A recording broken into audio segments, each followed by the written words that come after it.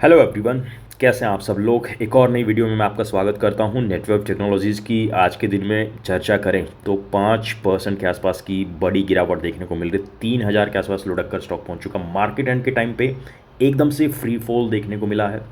Small cap index कहीं ना कहीं बिकवाली करता नज़र आ रहा है। सबसे बड़ी चीज़ अगर आप देखेंगे कि यहाँ पे जो निफ्टी है, Nifty is on all time high, bank Nifty all time high, mid cap जो है वो भी ऑल टाइम हाई पे है। तीनों ऑल टाइम हाई पे हैं, लेकिन पोर्टफोलियो जो है वो रेड हो चुके हैं। स्मॉल कैप इंडेक्स अभी ऊपर से ऑलमोस्ट 12% नीचे ट्रेड कर रहा है। अब यहाँ पे ओवरऑल एक नतीजा अगर मैं आप लोगों को बताऊँ तो निफ्टी ने ऑलमोस्ट 5 सालों में लगभग 300% के आसपास के रिटर्न्स दिए हैं, लेकिन स्मॉल कैप ने 300% के नहीं दिए, ऑलमोस्ट 250% के आसपास के रिटर्न्स निकाल कर दिए। तो ओवरऑल देखें तो देखिए निफ्टी, जब देखिए मार्केट में जब बैलेंसिंग आती है तो बैलेंसिंग वो कहीं ना कहीं इस तरीके की इम्पैक्ट जरूर लेकर आती है कि जिस तरीके का माहौल इस टाइम अब मार्केट में देखने को मिल रहा है। 3,000 के आसपास स्टॉक बंद हुआ। बीते 5 दिनों में 6.5-7% की गिरावट। बीता एक महीना 8% की करेक्शन में बीता। 6 महीने में 52% के आसपास के रिटर्न्स निकाल कर दिए स्टॉक ने। और वहीं अगर मैं एक साल की ओवरऑल ग्रोथ की बात करूँ तो सिर्फ 5% के रिटर्न्स निकाल कर दिए हैं। 5 सालों में ऑलमोस्ट 238% रिटर्न्स नेटवर्क टेक्नोलॉजीज बना कर दे चुका। AI बेस्ड कंपनी है, उसी फील्ड में ये कंपनी काम कर रही है और लास्ट क्वार्टर में कंपनी का रेवेन्यू जो था AI की वजह से काफ़ी हद तक बढ़ा भी था। कंपनी की जो टोटल मार्केट वैल्यू है 17,452 करोड़ का, पी जो 180 के ऊपर चला गया था ऑलमोस्ट, वो अभी धीरे धीरे करके सेटल हो रहा है 129। 4400 के आसपास का हाई लगाया स्टॉक ने और अभी करेक्शन के बावजूद स्टॉक 3,000 के आसपास आ चुका है। अब देखिए 4400 पे जब स्टॉक था, ये चीज़ मैंने आपको बताई थी कि रेजिस्टेंस है यहाँ पे, और उसके बाद सपोर्ट। अब जब करेक्शन आई तो 3200 3,000 के लेवल्स जो ऑल टाइम हाई पहले था वो एज अ सपोर्ट काम करेगा।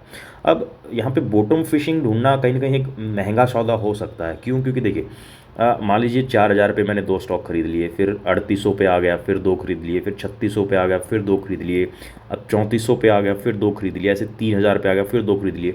तो कहीं ना कहीं ये एक स्मार्ट अप्रोच हो सकती है, लेकिन एक्चुअल में बॉटम फाइंड आउट करना किसी के भी हाथ में नहीं है कि एक्चुअल में स्टॉक कहाँ तक जाएगा और कहाँ से रिवर्सल आएगा। तो वहाँ पे कहीं ना कहीं आप लोगों को थोड़ा सा एवरेजिंग पे ध्यान देना पड़ेगा कि 10% इज़ माई लेवल, कि 10% जब स्टॉक गिरेगा तो मैं यहाँ पे कुछ शेयर ऐड ऑन करूँगा, फिर फर्दर 10% और गिरेगा। जहाँ पे मैंने 2 शेयर लिए थे वहाँ पे मैं और 10% गिरेगा तो अब की बार 3 शेयर लूँगा, अगर और 10% गिरेगा तो मैं 4 शेयर लूँगा।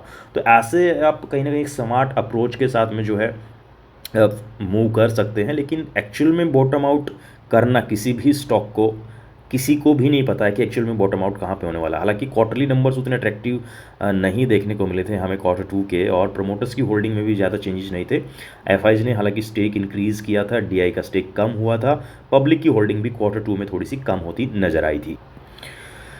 टेक्निकल की अगर बात करें तो आप क्लियरली चार्ट से समझ पाएंगे कि ये एक बुल रन था। यहाँ पे रेजिस्टेंस फेस किया, नीचे आया, लिक्विडिटी ग्रैब करने इस रेंज से थोड़ा सा ऊपर गया स्टॉक, फिर नीचे आया, यहाँ पे इसको ब्रेक डाउन दिया, फिर यहाँ पे एक हमने मार्क किया था कि ये एरिया जैसे सपोर्ट काम करेगा, यहाँ से फिर लिक्विडिटी ग्रैब करके ऊपर गया, फिर नीचे आया, यहाँ पे कुछ टाइम कंसोलिडेट करा और फाइनली कहीं ना कहीं एक फॉल होता नज़र आप लोगों को देखने को मिल रहा है। ऑलमोस्ट 3,081 के आसपास क्लोजिंग हुई है और ये जोन हमने जो मार्क किया था ये काफ़ी इंपॉर्टेंट जोन हो सकता है, क्योंकि अगर आप इसी चीज़ को वीकली टाइम फ्रेम पे देखेंगे तो और क्लियरली समझ पाएंगे। ये देखिए, ये जब प्रीवियस जो ऑल टाइम हाई लगाया था स्टॉक ने, ये जो प्रीवियस ऑल टाइम हाई था उसके नीचे स्टॉक आया, उसको ब्रेक करके ऊपर गया, अभी वहीं से लिक्विडिटी ग्रैब करने दोबारा से स्टॉक आ चुका है। और ये लेवल्स हमने आके थे कि कहीं ना कहीं इन लेवल्स पे खरीदारी करने का एक मौका ज़रूर मिलेगा। लेकिन स्टॉक जो है, अगर मैं टॉप से बात करूँ तो स्टॉक ऑलमोस्ट आज की करेक्शन के बाद 30% से ऊपर करेक्ट हो गया है। तो लेवल्स अच्छे हैं, बट लेकिन यहाँ पे बॉटम आउट करना स्टॉक को मुश्किल होगा, क्योंकि ऑलरेडी अच्छी करेक्शन हो चुकी है। और अगर आप देखेंगे कि डेली टाइम फ्रेम के ऊपर अगर आप इस चीज़ को नोटिस करें तो स्टॉक जो है अभी 200 डेज मूविंग एवरेज के आसपास पहुंच चुका है। हालांकि ऊपर ये 50 मूविंग एवरेज के नीचे है, लेकिन 200 डेज मूविंग एवरेज के ऊपर ही कहीं ना कहीं स्टॉक ट्रेड कर रहा है। और यहाँ से एक लिक्विडिटी अगर मिलती है तो स्टॉक में रिवर्सल के चांसेस भी जरूर बनते नजर आएंगे। आज की वीडियो में इतना ही, मिलते हैं नेक्स्ट वीडियो में। वीडियो पसंद आई तो वीडियो को लाइक, शेयर, चैनल को सब्सक्राइब जरूर कर लीजिएगा।